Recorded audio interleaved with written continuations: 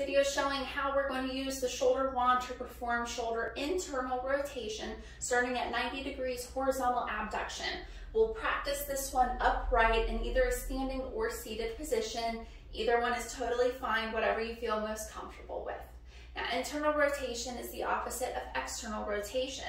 So with the arms overhead in our 90-degree horizontal abduction angle, pretend I'm a pitcher throwing a ball. My windup is the external rotation. My release is the internal rotation, okay? So that's essentially the motion that we're mimicking. This is a little more advanced than what we've done with starting with the arm in a neutral alignment to begin with. So for this horizontal abducted position, I'm going to hold the ends of the wand.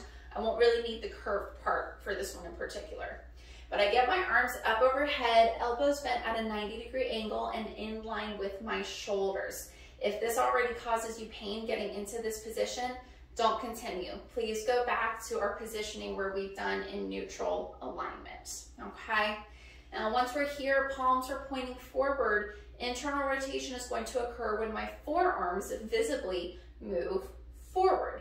Now remember, we're assisting a weaker injured side here. So I have one side, my stronger one, giving a little bit of help and guidance to that weaker or injured side. You just go as far as you can tolerate, hold up to 5 seconds, and then you'll slowly return back to your starting position. So let me turn here and show you this angle. Make sure you're not forcing the arms back and behind you. That'll only irritate the front of the shoulder. Try to keep the elbows in line with the shoulders as you allow the forearms to come forward.